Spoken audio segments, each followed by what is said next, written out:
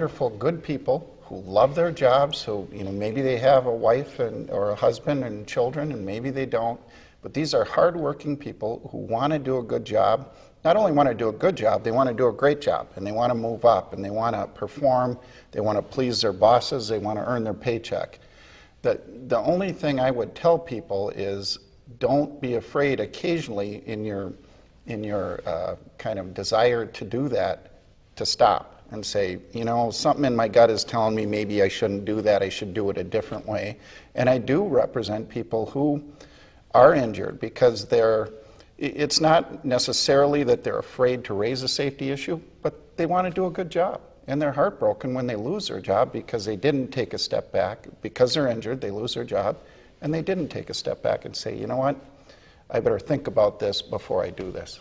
And it does happen. Is there any whistleblower protection if someone says, gosh, I've identified this problem, and if they raise it and they are disciplined or fired, I mean, is there any kind of protection?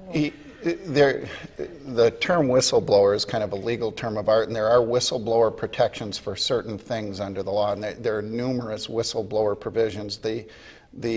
The most significant whistleblower, if you will, protections that a union member has is the collective bargaining agreement they have and rights to be heard and the right to raise safety issues and to investigate accidents. And so in and of itself, I can't say that there's a whistleblower law that permits somebody to be protected under that law outside of a collective bargaining agreement. That's why it's so important when I talk to young people who are 19 and 20 and say, you need to be a part of a union. Yeah. And there's also, since you're talking about protections, it makes me think about OSHA, right? And so prevention has to do with policy. So when we think about the nurses and the lifting and the staffing issues, all of that is part of ergonomics. And we actually had an ergonomic standard in this country. I don't want to go on a soapbox about this, but it was one of the first, it took the labor movement 20 years. We got it on the books, and it was one of the first things that the Bush administration took off the books.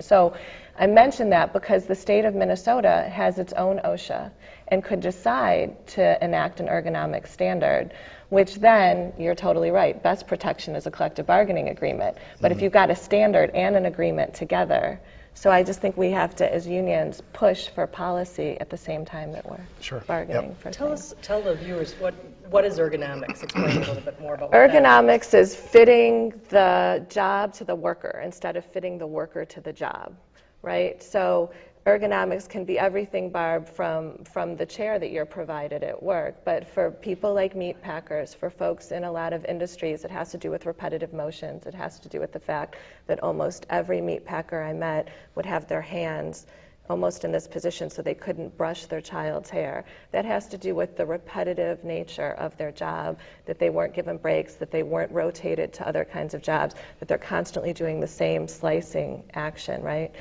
That workplace could be designed in a different way. We could still have meat and have people who could brush their kids' hair. And so it's just figuring that. You mentioned OSHA.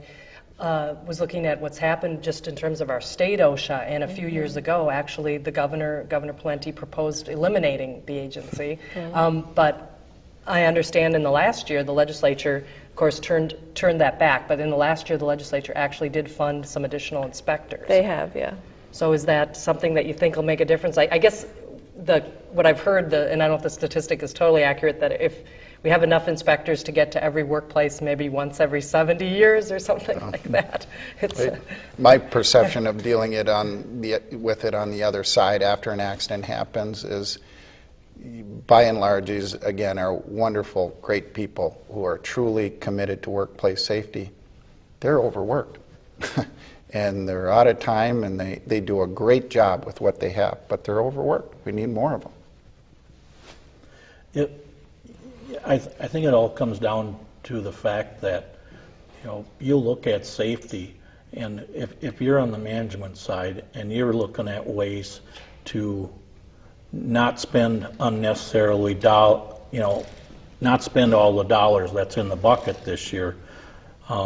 Sometimes they look at not as many safety meetings, or you don't need that newer equipment, you can get by with the stuff you got in that.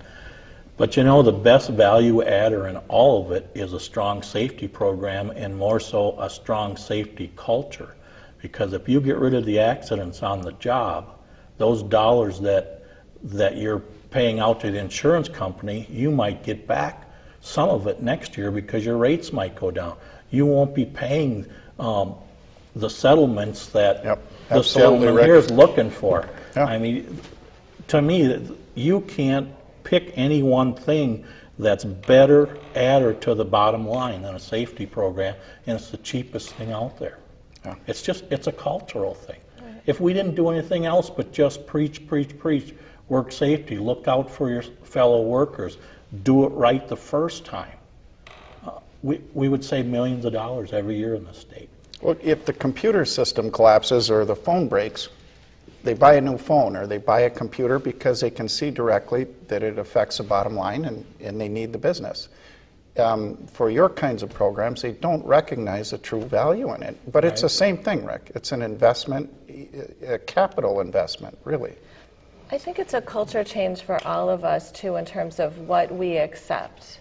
Jordan Barab is a health and safety educator who used to work at OSHA and with AFSCME, and you know, he wrote a great article that I was reading where he talks about when people die on the space shuttle, we all spend, I mean, 7 astronauts die, and we spend a lot of time mourning them, as we should. They shouldn't have died on the job. But when the people die who you just listed, sometimes it'll be a tiny column on the back page or something. So how often do we sit back and just say, oh, well, workplace injuries, they've always happened. In this time and age, with all the equipment and everything we have, we should be outraged, I would say, or Jordan helped me think about it. We should be as outraged as we are when an astronaut dies, every time there's a workplace death. So just not accepting it, I think, is... So that's actually what I'd like to close the show with, is asking you all the question, is it achievable to have completely safe workplaces? My answer to that is I don't think you can have a completely safe workplace because of all the variables involved in any type of situation, accident, or injury type thing. There's just too many things that are out of your control. But the things we can control, we need to do a better job at doing that.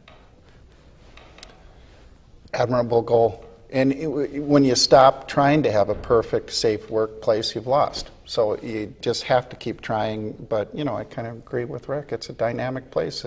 And I would say we just have to look at history, and we know that if the numbers are as high as they've been now, you know, that we haven't done as much as we can.